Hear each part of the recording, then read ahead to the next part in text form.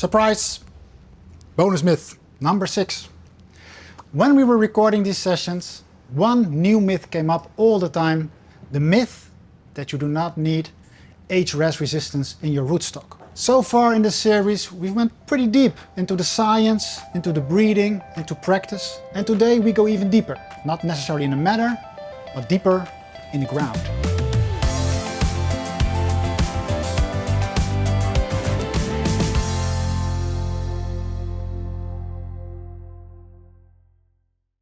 Darkness.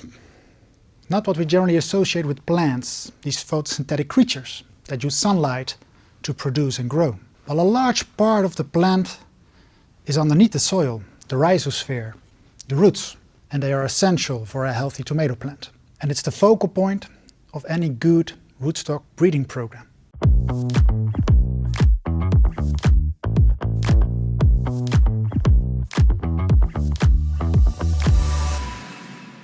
Emil, thus far in the series we've looked a lot at tomato plants from the ground up. You have a different focus in your work. You're a rootstock breeder. What is it that you focus on in your breeding program?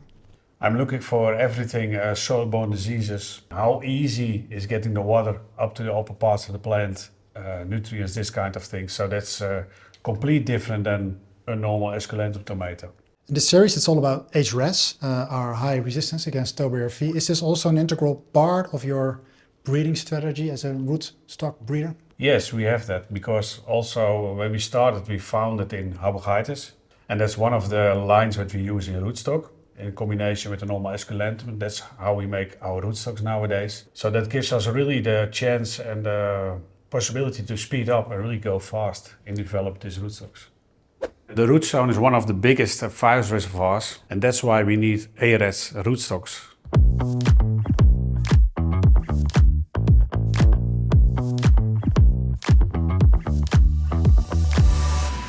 With Emil, we got a perspective on rootstock breeding. Now let's pay Mike a visit. He's our global portfolio manager and he knows what rootstocks actually mean in practice.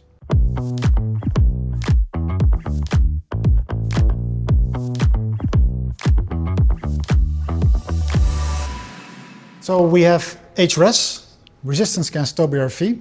We have it in our science, but we also have it in our rootstocks. Like, what is the added value from a commercial perspective, having a resistant rootstock and having a resistant scion, and maybe the combination of those two? What does it actually bring for the grower? Yeah. What it brings for the growers is it's pretty simple. The resistant rootstock is blocking the virus coming in from the soil. And if you have a resistant scion, you also block the virus, the potential infection from the virus via other means, so via crop workers, via mechanically or something. So that's the optimum protection for the plant, because you block it from the soil and you block the infection from other means. In the market, is there a specific reason why some growers choose for an HREZ rootstock but not for an HREZ scion? That's a very good question. There are more factors in play. The reason why growers make decisions is not only based on what's optimum from a plant protection point of view, but also a lot of economic factors play a role. So if there's a variety that brings them more production, better prices or whatever, that can be a valid reason that they accept to take the risk to grow an IR variety. But from a resistant point of view, the ideal picture is to have an HREZ rootstock with an HREZ scion. The best way to protect your crop is to have a HREZ resistant scion with an HREZ resistant rootstock. But this always needs to be combined with hygiene. ToBRFV can survive in soil, substrate and old slabs for months. A resistant scion can still get exposed from below through the root system. A resistant rootstock reduces pressure before it reaches the scion. It's exactly the reason why every modern rootstock variety in the market has TM22 integressed, to protect against TMV and ToNV. And that is why HREZ is doing for ToBRFV. Not for a couple of weeks, but for your entire crop cycle. To understand truly why rootstocks matter, let's revisit the 5 myths we discussed earlier. HREZ stops viruses by sacrificing infected cells.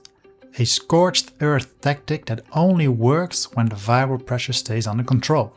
Heat can temporarily boost viral replication, and the root zone is often the warmest place in the greenhouse. HREZ gives us the foundation for high resistance against ToBRFV. And in grafted crops, the rootstock is where that foundation lives.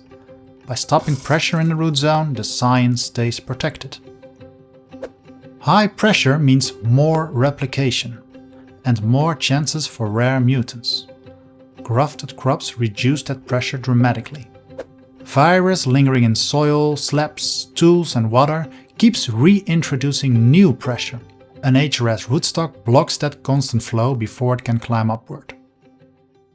When it comes to the full resistance package that we can provide at Enza, the message is quite clear.